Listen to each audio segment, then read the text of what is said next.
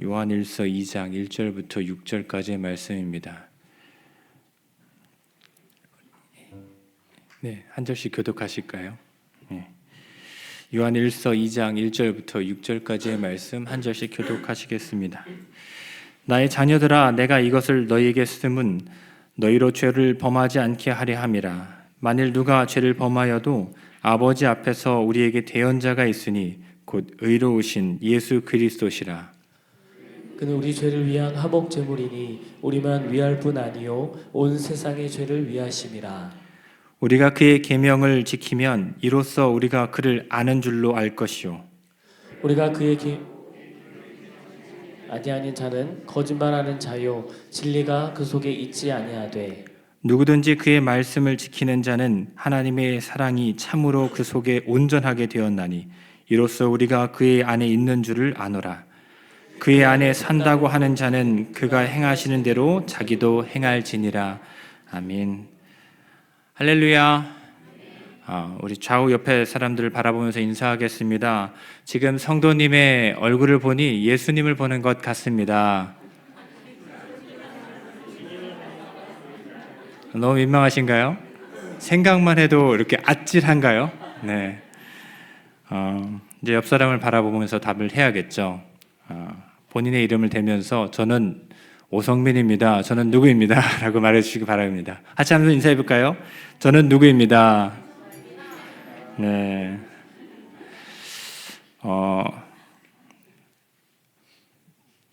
몇 주 전 제가 엘리베이터를 타고 올라오게 되었는데요. 많은 성도님들이 계셨습니다.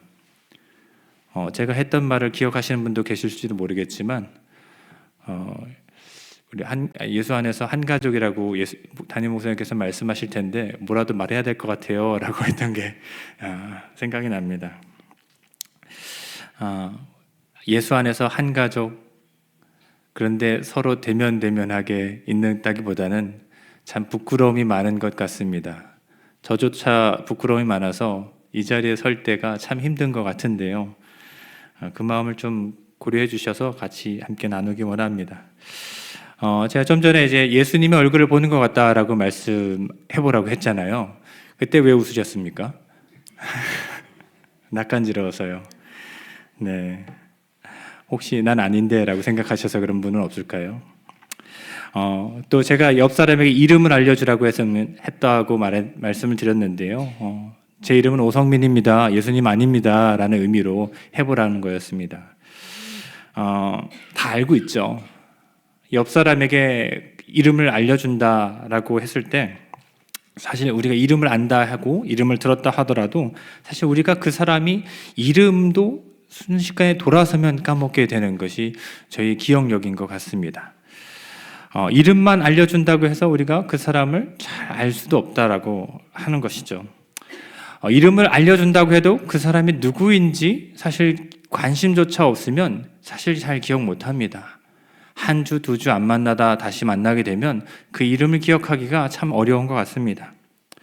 제가 옆 사람에게 이름을 알려주라고 했지만 사실 그 사람의 이름뿐만 아니라 출생지, 배경 이런 것들을 다 알려준다 해도 저는 이 사람을 안다라고 상대방이 말하기는 참 어렵습니다. 그렇죠?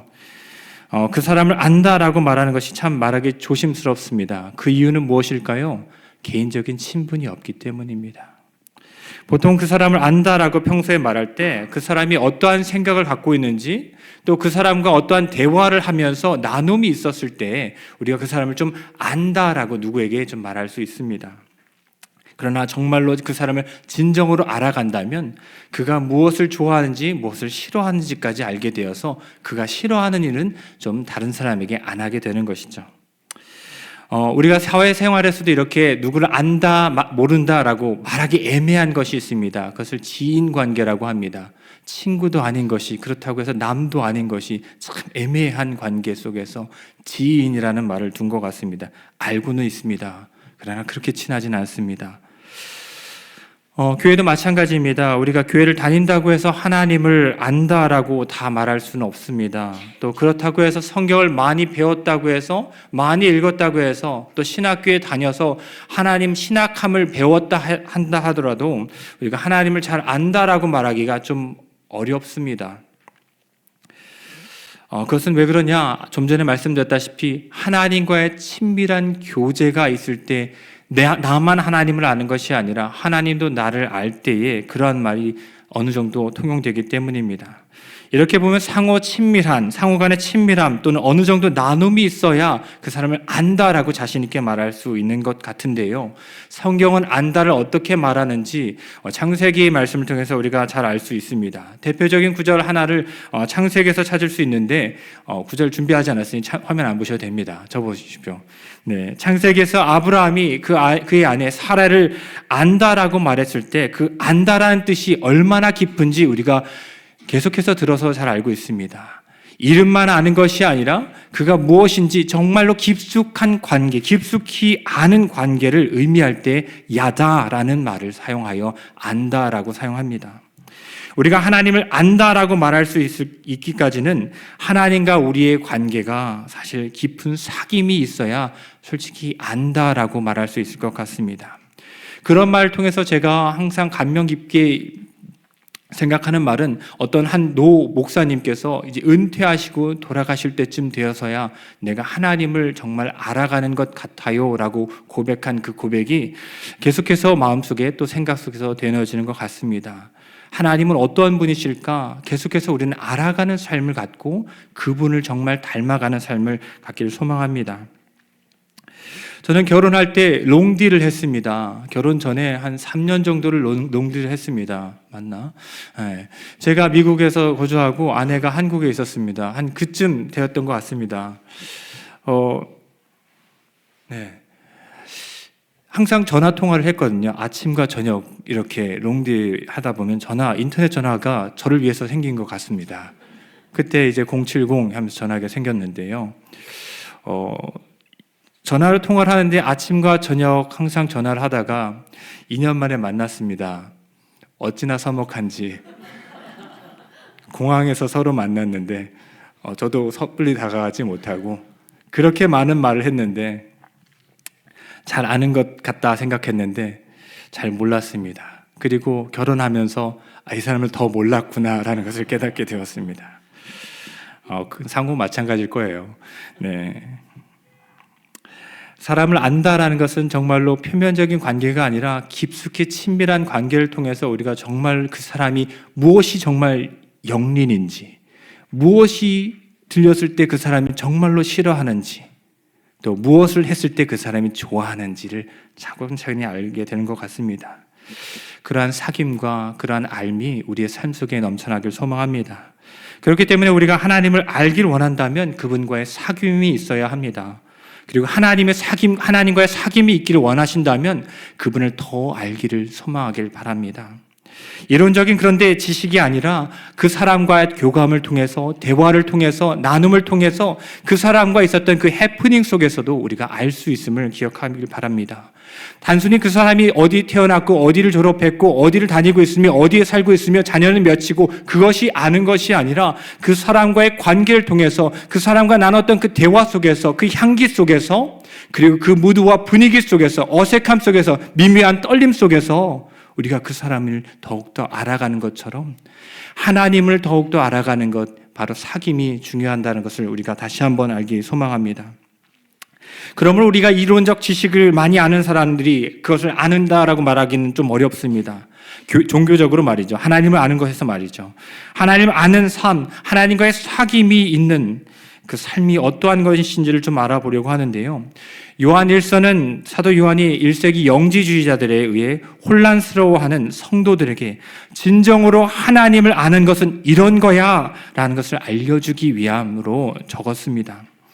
또한 요한이 성도들에게 이렇게 편지를 쓰므로 영지주의의 이단적 가르침에 현혹되지 않도록 그들에게 주의를 주며 예수님을 향한 그들의 믿음을 굳건히 하여 영원한 사귐으로 초대하기 위함임을 우리가 요한일서 1장 3절 4절 말씀을 통해서 알 수 있습니다. 요한일서 1장 3절 4절 말씀을 같이 한번 읽어보도록 하겠습니다. 같이 한번 읽어볼까요? 우리가 보고 들은 바를 너희에게도 전함은 너희로 우리와 사귐이 있게 하려 함이니 우리의 사귐은 아버지와 그의 아들 예수 그리스도와 더불어 누림이라. 우리가 이것을 쓰면 우리의 기쁨이 충만하게 하려 함이라. 아멘. 사귐은 예수 그리스도와 더불어 누림이라고 말합니다. 어떻게 다시 한번 좀 인사시켜 볼까요? 이런 어색한 것 아니고요. 죄송합니다. 한 번만 더 해볼게요. 예수님 안에서 누리고 계십니까? 좌우 옆에 사람 바라보면서 한번 말해볼까요? 대답은 안 하셨겠지만 다 아멘이라 생각합니다. 예수 안에서 우리가 깊은 사귐을 통해서 누림이 있기를, 그 기쁨이 충만하기를 주님으로 축복합니다. 요한은 성도들이 자신의 서신을 통해서 자신과 함께하고 계신 하나님 아버지와 예수 그리스도의 사귐에 동참하기를 원했습니다. 그리고 이 사귐의 핵심은 예수 그리스도입니다. 죄가 없으신 하나님과 죄에 연약한 우리 인간을 이어주는 단 한 분의 중보자 예수 그리스도, 그분이 정말로 중요한 분임을 다시 한번 언급합니다. 그렇기 때문에 요한은 이 사귐의 가장 중요한 예수 그리스도를 계속해서 반복적으로 언급합니다. 그런 마음을 갖고 한번 2장 1절 오늘 본문 말씀을 같이 읽겠습니다. 1절 말씀을 제가 읽어드리겠습니다. 나의 자녀들아, 내가 이것을 너희에게 쓰면 너희로 죄를 범하지 않게 하려 함이라. 만일 누가 죄를 범하여도 아버지 앞에서 우리에게 대언자가 있으니 곧 의로우신 예수 그리스도시라. 요한은 이 글을 쓴 목적을 이렇게 짧게 말합니다. 너에게 쓰면 너희로 죄를 범하지 않게 하려 함이라 라고 말합니다. 요한은 이렇게 기록하였지만 사실 우리가 죄에 얼마나 연약한지를 잘 알고 있습니다. 죄의 심각성을 충분히 잘 알고 있습니다. 그는 누구도 죄를 짓지 않기를 바랐지만 누구도 죄로부터 완벽하지 않다는 것을 너무나도 잘 알고 있었습니다. 그렇기 때문에 죄를 지을 수밖에 없음을 인지하고 있었습니다. 그렇기 때문에 이 말을 한 이유는 우리가 죄를 짓지 않기 바라는 것도 있지만 죄를 지을 수밖에 없는 그 심각성과 우리가 의지할 분이 예수 그리스도밖에 없음을 다시 한번 드러내는 말임을 우리가 다시 기억하길 원합니다. 2장 1절 하반절에 보면 이렇게 적혀 있습니다. 만일 누가 죄를 범하여도 우리 아버지 앞에서 우리에게 대언자가 있으니 곧 의로우신 예수 그리스도시라. 이 죄의 심각성은 한 사람에게만 집요하게 일어난 것이 아닙니다. 온 세상에 집요하게 일어났습니다. 사탄이 우는 사자와 같이 그 먹이를 찾는 것처럼 항상 우리를 찾고 우리를 넘어뜨리게 하는 것을 기억하길 바랍니다. 모두가 이곳에 넘어질 수밖에 없음을 요한일서 2장 2절 말씀을 통해서 전하고 있습니다. 그는 우리 죄를 위한 화목 제물이니 우리만 위할 뿐 아니요 온 세상의 죄를 위하심이라 라는 말입니다. 누구도 이 죄에서 자유로울 수 없기 때문에 요한은 1절에서 우리에게 대언자가 필요함을 말하고 있는 것입니다. 1절에서 이 대언자는 법정에서 변호사와 같은 사람입니다. 재판관이신 하나님 앞에서 우리가 죄를 지었어도 예수 그리스도께서 계시기 때문에 누구든지 그에게 말하고 회개하는 자는 깨끗하게 하실 것이라는 것을 우리에게 분명하게 말하고 있습니다. 요한일서 1장 9절은 이렇게 말합니다. 만일 우리가 우리 죄를 자백하면 그는 미쁘시고 의로우사 우리 죄를 사하시며 우리를 모든 불의에서 깨끗하게 하실 것이요. 요한이 지금까지 우리에게 전하고자 하는 것은 우리가 때때로 죄를 짓고 넘어진다 할지라도 절망 가운데 있을지라도 죄가 너무 심각하지만 그 죄가 우리가 넘어갈 수 없는 우리 스스로의 힘으로 이겨나갈 수 없지만 그것 때문에 신세를 비난하고 자신의 신세 때문에 낙담하고 비탄에 빠지지 말라고 하는 것입니다. 예수 그리스도가 계시기 때문에 낙담하지 말라 이렇게 말하는 것입니다. 성도는 죄책감 때문에 무너지고 좌절할 수도 있고 주저하고 낭망하는 사람이 아니라는 것을 이렇게 말해주고 있는 것입니다. 성도는 우리를 대신하여 하나님 앞에서 대언해 주시는 그리스도 예수 안에서 다시 새롭게 나아가야 되는 것을 우리에게 말해주고 있는 것입니다. 성도의 삶은 바로 이래야 된다는 것을 우리에게 전해주고 있는 것입니다. 지난주 우리는 예수님께서 해결해 주신 이미 지나간 일을 가지고 우리에게 양심에 호소하는 우리를 끝까지 괴롭히게 하는 사탄을 향해 어쩌라고를 시전했습니다. 그 시전의 대상이 사탄이었지만 담임 목사님을 바라보면서 했던 것도 제가 보고 있었습니다. 기억하시죠? 이렇게 해서 그 주일의 말씀을 좀 기억하면 좋겠습니다. 우리의 양심을 향해 참소하는 사탄에게 어쩌라고 저보고 하지 마시고요. 한번 해볼까요? 같이 한번 해보겠습니다. 어쩌라고? 청년과 그 주일 끝나고 얘기를 나누는데 어떤 자기 앞에 어떤 성도님이 어쩌라고 이렇게 했다고 하더라고요. 그래서 정말 시원하게 했다. 저는 그렇게 생각을 했는데요. 이 죄책감 때문에 우리가 성도는 죄책감 때문에 넘어지는 것이 아니라 이전보다 더욱더 하나님 보시기에 일어날 수 있는 힘을 가질 수 있습니다. 그 이유는 바로 예수 그리스도 때문임을 우리가 다시 한번 기억하길 원합니다. 예수를 믿었어도 죄를 짓고 넘어질 때도 있지만 우리를 위해 중보하신 예수 그리스도를 다시 한번 믿어 앞으로 한 발자국 내딛는 우리의 거룩한 인생이 되어가기를 주님의 이름으로 소망합니다. 구약의 내용은 계속해서 죄의 사이클이 돌아가지만 계속해서 나선형으로 우상향적으로 올라가고 있음을 우리에게 보여줍니다. 그리고 그 정점에 메시아가 있음을 구원사적인 그 성경을 읽기를 통해서 우리가 다 알고 있는 내용입니다. 그럼에도 불구하고 우리가 매일매일 까먹고 넘어지고 좌절하고 신세한탄하는 것은 아마도 우리의 죄의 습성 때문인 것 같습니다. 제가 예전에도 말씀드렸다시피 초코파이 한 박스를 먹고 두 박스를 먹으려 할 때 구토가 멈추지 않았습니다. 그 이후로 초코파이를 먹지 못했다는 설교를 한 적이 있는데요. 우리의 몸은 계속해서 그것을 기억합니다. 그리고 우리의 죄의 습성은 계속해서 그것을 기억하려 힘들게 합니다. 그러나 그것이 우리의 삶의 온전한 것이 아님을 다시 한번 기억하길 원합니다. 우리는 매일매일 한 발짝 한 발짝 내디디며 예수 그리스도라는 그 중보자를 통해서 하나님 앞에 걸어가며 우상향적인 모습을 보여야 될 줄 믿습니다. 주식의 우상향이 아니라 믿음의 우상향입니다. 주식에 너무 빠져 계시는 분은 우상향이라고 했을 때 주식을 생각하실 때가 있어서 한번 말씀드렸습니다. 요한이 살아있던 당시는 예수 그리스도에 대한 기독론이 신학적으로 정립이 되어 있지 않았던 때입니다. 그렇기 때문에 이 예수 그리스도에 대한 다양한 오해와 추측들이 있었습니다. 제가 계속해서 예수 그리스도를 언급한 이유, 사도 요한이 계속해서 예수 그리스도를 통해서 가야 된다는 이유는 바로 이러한 것을 염두에 두고 말했기 때문입니다. 당시 예수 그리스도에 대한 오해와 추측들이 난무하던 시기였습니다. 그 사이를 비집고 들어왔던 것이 프로토그노티시즘이라는 초기 영지주의자들이었습니다. 영지주의자들은 구원을 얻기 위해서 신비로운 영적 지식이 필요한데 자신들이 이 신비로운 지식을 갖고 있고 누구든지 우리 이 비밀 집단에 들어올 때 그것을 알 수 있다라고 말하였습니다. 그리고 그것이 먹혔습니다. 안 먹힐 것 같지만 먹힙니다. 매진 임박입니다. 어머 이거 사야 돼. 우리의 논리처럼 신학적으로도 마찬가지로 구원의 마지막 탑승 입구입니다. 사람들이 가장 중요하게 생각하는 그것이 이것 아니면 안 된다고 했을 때 혹하기 쉽습니다. 요한은 이러한 이단들이 득세하고 있는 초대교회에 이들의 지식이 온전한 것이 아님을 다시 한번 전하고 있는 건데 그들이 말하는 것 예수와 그리스도를 분리해서 이분법하여 보는 것 그것을 아니다라고 말하고 있습니다. 그리고 우리에게 가장 중요한 것이 무엇이냐? 이 시대를 살아가면서 예수 그리스도를 정확하게 제대로 아는 것이 중요하다라고 말합니다. 하나님과 안다는 것이 그러므로 무엇인지를 우리가 다시 한번 바라보기 원합니다. 3절의 말씀인데요. 3절 말씀을 읽겠습니다. 우리가 그의 계명을 지키면 이로써 우리가 그를 아는 줄로 알 것이요. 우리가 그의 계명을 지키면 이로써 우리가 그를 아는 줄로 알 것이요 라고 말합니다. 3절에서 요한이 말하는 이 계명은 구약 성경에서 모세가 말하는 그 율법과는 다른 단어를 사용합니다. 모세의 율법을 언급할 때는 법, law라는 말에 그 노모스라는 헬라어 단어를 사용하는데요.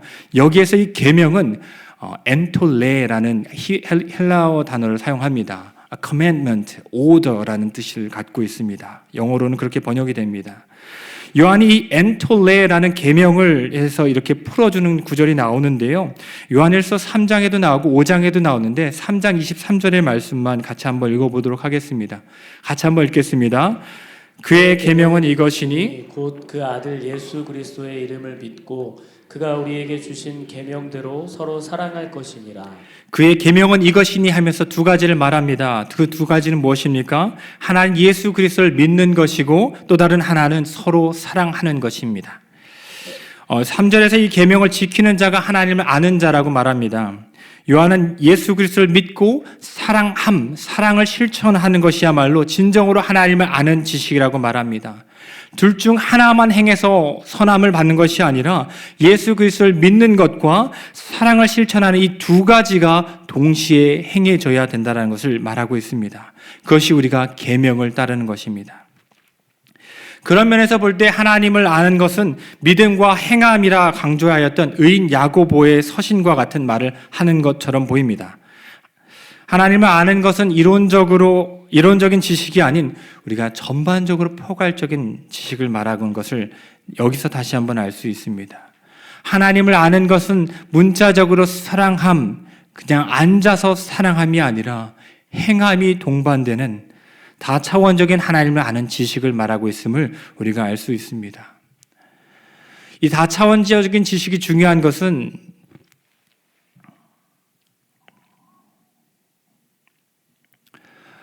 성경 말씀 곳곳에 통해서 우리가 알 수 있습니다. 나더러 주여 주여 하는 자만이 하나님은 천국에 가는 것이 아니라 하나님 말씀대로 행하는 자라야 라는 말씀을 하셨던 것이 기억나시죠? 마태복음 7장 23절에서 예수님께서 어떤 말을 하셨는지 잠시 보겠습니다. 그때에 내가 그들에게 밝히 말하되 내가 너희를 도무지 알지 못하니 불법을 행하는 자들아 내게서 떠나가라 하리라 라고 말씀하셨습니다.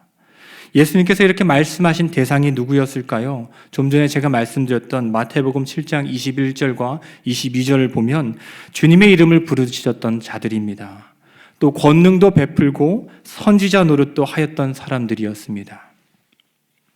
마태복음 7장 21절과 22절 말씀을 제가 한번 읽어드리겠습니다. 제가 읽겠습니다. 나더러 주여 주여 하는 자마다 다 천국에 들어갈 것이 아니요 다만 하늘에 계신 내 아버지의 뜻대로 행하는 자라야 들어가리라. 그날에 많은 사람이 나더러 이르되 주여 주여 우리가 주의 이름으로 선지자 노릇하며 주의 이름으로 귀신을 쫓아내며 주의 이름으로 많은 권능을 행하지 아니하였나이까 하리니. 예수님께서는 이들을 불법을 행한 자들이라고 말합니다.